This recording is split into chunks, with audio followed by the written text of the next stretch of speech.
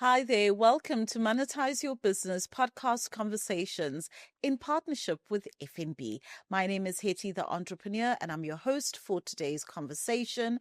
And we've got a fantastic, fabulous entrepreneur with us today. She's multi-hyphenate. She is really a mover and shaker in various fields and industry, from an economic analyst right down to fashion, coaching, mentoring. We're going to be unpacking all of the different facets that make up this fantastic entrepreneur, Khomotso Talane. But you know how we do. Before we get into the conversation, I've got my trusted co-pilot with me, Papa Biz. Hello. Morning. It's good to be here, and I'm glad that we can be able to engage with you, Khomotso. One of my passions revolves around economics. You can ask Kaheti. I'm always researching different things around economics, so I feel like I'm at home. No pressure. So welcome. Welcome, Khomotso. Thank you. Thank you so much. Looking forward to the conversation. I think to start us off, let's just unpack a little bit about who you are, where you grew up, just your early upbringing and context for us, please. Oh my God. My name is Khomotso Talane. I grew up in the very ruralist of the ruralist area in Limpopo. I promise you, electricity only came there 5 years ago. Guys. Yo. In a small village called Tibeng Moroke. It's on the way when you go to Burgersford on the R37. I see. Literally, the road, everything there was a mess until 5 years ago. Amazing. I'm a middle born, so I fight up and down of 5 kids. So my mom has 5 kids, 4 girls, and as if we were like, oh my God, when is it going to happen? A boy came. Yeah. So I'm a middle born. Wow, that is amazing.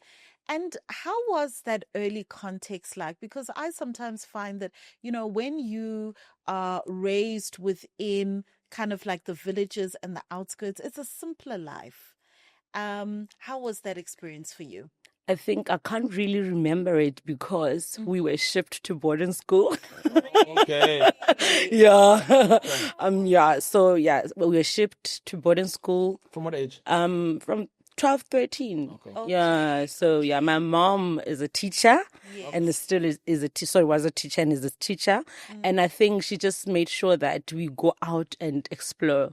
Me and my 3 siblings were in boarding school, but the last 2, because they came really late in the US, I think 9 years after I was born, they then went to Rustenburg and stayed with my dad. Yeah. Where did you go to boarding school? In Limpopo, Mahoka High School. It's a little... Not so little anymore, in Moria Church. Okay. Yeah. And how did you experience boarding school? I mean, I was also at boarding school, and the difference, I guess, we were sent there. I think I was 7. So we were there throughout for quite a bit up until high school, and very different experiences. I mean, I remember we were the first black kids actually in the boarding school, which is also something. An experience. An experience. How did you experience boarding school? Oh my God, it has shaped me to be the person that I am now. Really? Literally the hardest days of my life. But from grade 8 until grade 10, my siblings were there with me, so I really didn't experience it hardly. Okay. And then when they left, that's when it was so hard. I remember grade 11, I used to fight. We used to fight every night when they switch off the light. It was a fight.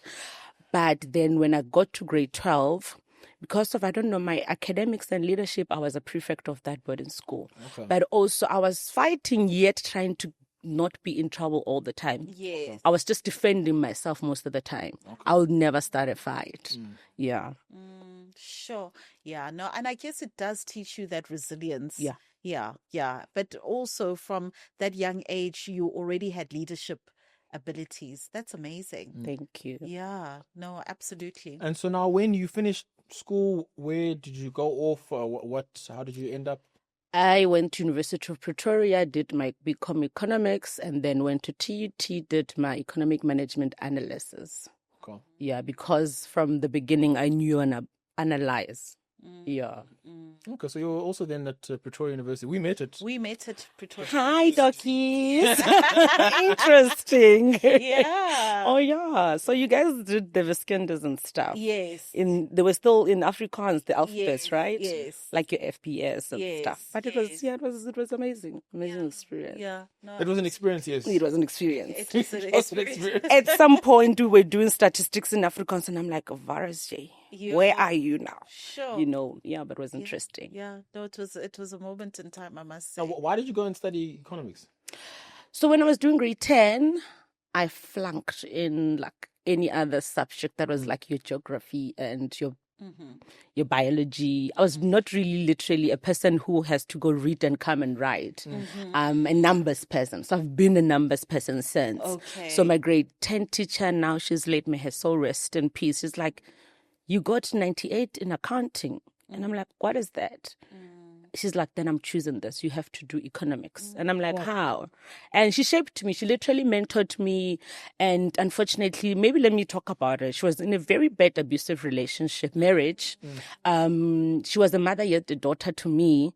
Because when she came to school, she would look like a mess. And I have to take her out and go to the bathroom, wipe her. I'm like, Mama, you need to look a certain way. And I think that's when I learned kindness. Yes. Because she gave it to me without me asking. Yes. Then I lived by reciprocation from there. Wow. Yeah. Sure. Amazing. And so then I would imagine that your career then took the economic analysis route. Yeah. Tell us a little bit about your career trajectory. So it's funny because I literally never really worked like in corporate. I did my internship with a government institution. Then I saw that is not where I want to be for 6 months. Literally 6 months. I hate routines because I'm a creative. I've realized that if I get stuck in there, I'm not going to be the best of myself. And people around me would not enjoy me as a company, right? Then I starting to sell, your beauty products, reselling in like literally my second year in university. Really? Yeah. I started selling when I was 19. Wow. Wow. Yes, I started selling when I was 19. From there, then now coming into corporate life, then I was like, okay, fine. With BCom Economics, I can't analyze. I had to then go and do economic management analysis. Then my route was being an editorial person in your current affairs, having to speak on radio about what is happening. Yes. Yeah, then I did that. But then when I finished, I then started my fashion line, which was like 10 years ago. Okay. I started my fashion line. I really saw that I love it. And I stuck with it. But then I saw that, guys, you can't live only on fashion. Hey, can we talk about that? Hey, Papa. It's not easy at all. I mean, we've come from that background. It's not easy. I saw it, the beautiful wall. I saw it. It's amazing. But, people just see the outcome. They'll see us looking good. Yeah. It's a lot of work. It is a lot of work. And winter. As for winter, Winter will make you question all Your of whole your life. life decisions. your whole life you'll question. Winter. Phew. And fortunately or unfortunately, when I was trying that, then I met my husband. He was still working in current affairs. He's a camera person. He's in media. And then I was like, okay, I decided not to do 9 to 5. We had a conversation. I'm like, you also can, freelance, Okay. Yeah, so in our household, we don't have a 9 to 5. Who's hiring? Wow. And it's difficult, you can imagine. Yes, Yeah. absolutely. Yeah. Absolutely. Sure, that's quite interesting. Papa and I both full-time entrepreneurs as well. And so it's a different dynamic. How do you actually navigate that, both of you being entrepreneurs under the same roof? Can I tell you something? As a couple that you said you guys are in entrepreneurship, I take my hat off. It's not easy, Papa. It's not easy, Hetty. It's not, because there'll come challenges whereby you question yourself, why did I not just go work in the bank? Yeah. Get that salary every month constantly, right? But then when you sit down and you try to look back, you're like, but even when I'm complaining, we are better off. Yeah. Yeah. as compared to where we started, Yes. right? It needs a better support system as well. We need to conversate. We need to talk. We need to be transparent. When it's 0-0, we're like, yo, Papa, this month, nix. The next month is like, then when you do, you just support each other. It needs communication. I feel like entrepreneurship and marriage needs communication. We need we need to talk. Yes. Yeah. Yes, absolutely. As a person that is kind of multi-hyphenate in your entrepreneurship journey, you've got your economic analysis. I mean, you're still called upon all the time to share your views. Yeah. You speak a lot about how we can navigate, use our skills and talents to create jobs for ourselves and business for ourselves. Can you talk to us a little bit about that? Because you are a living example of that. You are doing that yourself. Oh, thank you. Shoo, where can we start? So first, you need to plan. I always tell people, if you don't plan, you're going to fail. And you fail to plan, you're not going to have income, right? You need to be disciplined as well, right? You need to also make sure that your customers, you conversate with customers. Because I can't always be a perfect supplier. I can't always be a perfect co-host, right? I can't always be a perfect mom. I've got 4 children here, so you must imagine as well. Yes, the first is 10, the last is 5. Don't judge. We are family. Why are you feeling judgy? Sure. So for a good 5 years, you were like, Yo. let's just do this. Sure. And support structure, right? From family, I think family is one thing that I would take my hat off and say, yo guys, you've been there for me, hey? When times are tough, who do you go to? You can't go to friends. You go to family. But the other friends will be there for you. There's a couple of friends in my life that had literally been there for me. Not only monetary, right? People just say, no, man, I know somebody that wants what. And that time you need that to grade, right? Then the person will say, no, but Khomotso will be the best person to do that for you. And then that is where I'm like, yeah, we are a community. Yes. Yeah. Yes. And coming to your question, as an entrepreneur who's doing a lot of things, sometimes it gets heavy. Hence, I've got a personal assistant. You can't do it by yourself. Yes. You need help. Yes. You need to also communicate with the people around you. I might possibly sleep home 3 days in the 7 days of a week, and also need a sharp husband who would understand what you're doing. Yes. You need a family that would say, no, we know somebody passed away, but you have to be in Tanzania, right? You making an income. You don't have a consistent income coming in. So, and you also need the love. There's nothing better than being loved as a person like myself, who's doing a lot of things, who's trying to get the bread. Yes. Yeah. Yes. 100%. Absolutely. What do you say to entrepreneurs who, we know the current economic climate. We know the challenges that people are facing, that are thinking, you know what, I want to start a business. Maybe it can be my avenue to better improve my life. Ooh, you need to be a problem solver. Do not do a business because you see Papa and Haiti doing podcast and you feel like, let me do it. What problem do you want to solve? Yes. What conversations are you going to talk about? You want to be a dressmaker. Okay, what style are you going to come in with? What is your niche? Do you have your market? Do you have people that are going to come and buy those things? And also people oftentimes, they think entrepreneurship is, as glamorous as we see it on TikTok, on social media. Guys, there's a lot of nights that we don't sleep. I think in the 7 days, 4 of those days, nights we don't sleep. You need to plan. You need to also have a good support structure. We're going to come back to it. Yes.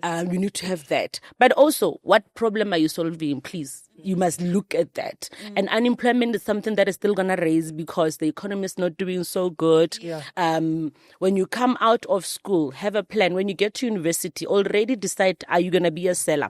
Are you going to give people services? Are you going to solve this kind of problem? There's a lot of things that you can do. As a researcher, I can make that my income, right? I can research papers, and help people edit their thesis. That is an income. As a person, mathematics and you're good at it. Yeah. You passed with flying colors. Get to university, mentor people, make them pay for your service, right? As opposed to just, no, let me help you out. Monetize. Like you guys are always saying, monetize on everything and anything that you touch. Yeah. Yeah. I wanted to check, you spoke about that earlier. At what point did you realize, because it happens a lot with us, where I need more help. I'm not making it through, but then I'm not taking the action now, and like you did, where now you've got the PA. At what point did you realize, no, man, not only do I need help, but I'm going to take action? 3 years ago. Meltdown, burn down, burnout. All those things happened all at the same time. You wake up, but your head doesn't want to move, right? You feel so sick. You can't be productive. And I think, like you're saying, I prolonged it to later stage, and it really affected my health. Then I was like, okay, here I need help. Then I got myself a Benedict. She's such an amazing kid. She's still in school, but she manages my life. That's amazing. Yeah. And did you find it difficult to now start giving away certain responsibilities to another person because you used to handle all of it yourself? Yes. I started giving her 50% of the responsibility only last year, October. Okay. Second burnout. It took Second burnout. Another. Yeah, Oh, wow. another one. Another one. Okay. Right, because you're like, no, I've been doing this. I've been communicating with my clients. Now you're going to tell Benedict to go and speak to Hetty. We're meeting at this time. This is what we need to do. And you feel like it's not a personal charge. But I'm like, I need to be also considerate of my health. Yeah. Then I started to say, I added it up to 50. Yeah. I still am doing the 50% of the things she should do, but I'm learning. You're getting there. I'm getting there. Yeah. One of the things, especially now in the time of social media, we see a lot of entrepreneurs online, and we share our successes. We share our wins. And we don't always share the challenges along the way. And of course, to have built businesses to the level that you have, I'm sure that there've been some challenges along your journey. What are some of those challenges, and maybe what have you learned from them as well? COVID. I closed down during COVID. Literally. Bad, eh? COVID was horrible. I I questioned God's existence. I questioned my ability. Do I pray enough? Must I do a brick fall when I pray? How do we pray? Right? Everything and anything just stopped. And when you are used to doing your events, right? When you're used to dressing people all the time, and then only to realize that, during COVID, they were also affected. That's why they couldn't come and get anything from you, not even a service, right? 100%, yeah. I promise you. Then I started having to do your other radios. Then I was like, I'm monetizing on this. Then I started talking to people. You know what? I can give you like a segment on what is happening during COVID. I was a regular on radio because I wanted that money. I said to them, can you call me when you need like an update? What is happening? What is going to happen? And then I went and did my analysis there. Oh, wow. Yeah. Then that's when I was like, okay. Just only after COVID, that's when I literally put on the economic analyst thing, because that's when I realized you cannot focus on fashion Khomotso. You can't. This thing is going to bite you. And it's true, because what I'd find, when you'd be on the radio, is that not only were you relatable, but then you could very clearly hear, but this person extremely knowledgeable and now able to articulate it into a manner that we can understand, what's actually happening around us, to be able to then make decisions. Because sometimes, it's not clear when you're going through different challenges. You think it's only you, and then you need somebody to just communicate from a little bit further above. And that's what I enjoy with economics, is that you take it a layer above to be able to see how is what I'm doing being impacted by outside forces, and then I can also make decisions for myself, because now this is my actual life. Definitely. And you know what? Because I'm a strategist, I went and looked at the minority language, like Sepedi. Nobody was doing that. So I was an anchor on Sepedi economic stuff during COVID. Yeah, I was like, okay, I see a lot of people are speaking English. They're on TV. Let me come with a solution. Then I started to do with a radio in Limpopo, but I was doing it online. I loved it. I didn't have to travel. I was analyzing online. That is brilliant. Wow. Thank Brilliant. you. That's brilliant. I'm curious, your business name, Emerald Stone, where does that, I was about to say, is that an emerald you're wearing there? What is the significance? Where does it come from? My love for the color green. So in my language, my surname is Talane, right? So when you take out the N-E, you remain with Tala, meaning green. I've always loved green. I don't know. Like 80% of the time when you see me, I'm either wearing black and green or green only. I love that color. And also, it's the color I communicate with. It's nature. It's peaceful. It's kindness. You know, it's love. And I feel like I'm impersonating such. Yes, no, definitely. I can relate to that. I love the color green as well, particularly in nature. When I'm surrounded by trees, natural vegetation, there's just that sense of peace that envelopes you. So I can certainly, relate to that. Tell me, Khomotso, with the people that are watching entrepreneurs, different stages in their journey, what words of advice or wisdom would you impart to them? Be yourself. That's number one. Do not be Papa. You could be in fashion, both of us. Do you know that people are not really buying products, they're buying you? Yeah. True. You can make the best stuff, but if you're not yourself, people sense fakeness. They do. People look at you and like, she's good, but she's not herself. Yeah. We want her to be herself. Be yourself. Right? That's number one. Number two, don't rush it. It's not a sprint. It's a marathon, but not that marathon that we compete to get to something. Yes. It's a marathon of life. Yes. And then number three, if you want to get far, go together.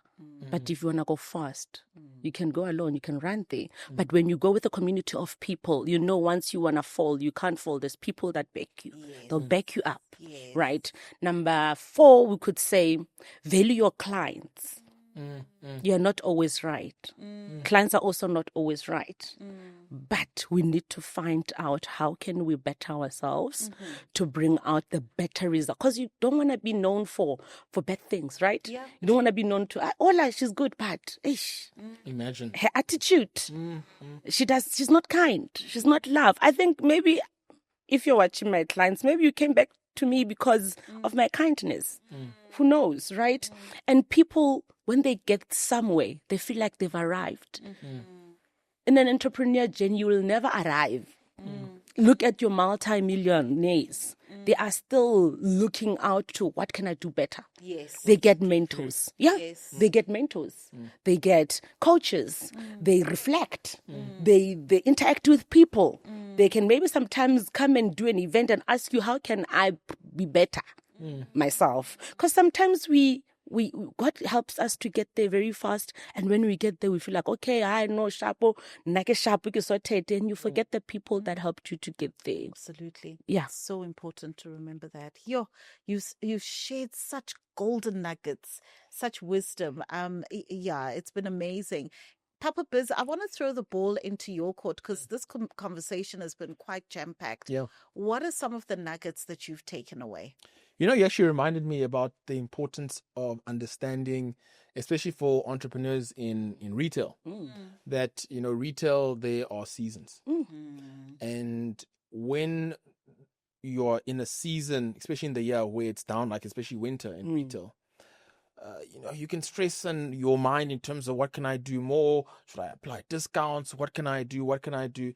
And the key thing is actually important is to find a way with all those stresses to use that time to see where else can I utilize my skills and authenticity, as you mentioned, to be able to create perhaps, different streams of income or to create, something better for when the season changes, because it then allows one to see that there's certain periods where I need to focus on what is in my control.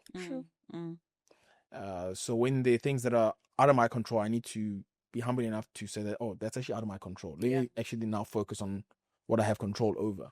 So it was actually another thing that you just reminded me of just through your story. So thanks for that. Thank you. Sure. Very, very powerful. If a person wants to keep in touch with you, if they want to see your fabulous designs like what you're wearing right now, they just want to follow you on the social media as well, how do they go about doing that? So it's my name and surname everywhere, Khomotso Talane. So my Instagram is Khomotso Talane. Then at least there, you will see what I do, because I've then also linked my Emerald Stones, the garment part, and my Umhlaba Travel, the agency of travel as well there. and other multiple streams of income I do. I'm in network marketing as well because, hey, what if this doesn't work? At least you've got other alphabets you you can need go to. backup. You need backup. Other COVID taught me. alphabets. Yeah, no, I've got up until 8 streams of income. Wow, look at that. Yeah, it's in the Bible, remember? Ecclesiastes 11:1. It says that multiple streams of income, 7 to 8. So I was like, okay, if God says we should do that, why not? Right? Then I've got 8. In case the 4 doesn't work, guys, we still have 4 more. You've still got backup. You've still got backup. Yeah. That's such a fantastic business principle. I love that. Thank you. Thank you so much. Thanks so It's much. been such a fantastic conversation. I've taken away great nuggets as well. I love the fact that you're just open to exploring new things, other facets of yourself, your talent as well. And I think that's been a big takeaway from me. So thank you. Thank you so much. Monetizers, that brings us to the end of this podcast conversation. It's been highly impactful. Please do share your comments in the comment section. What resonated with you the most? What did you enjoy the most? Please do let us know, and make sure that you plug into all our social media platforms. It's at Monetise Your Business, so that you can see where our next physical workshop is going to be. Until the next episode, bye-bye. Cheers, guys. Cheers. It's been great.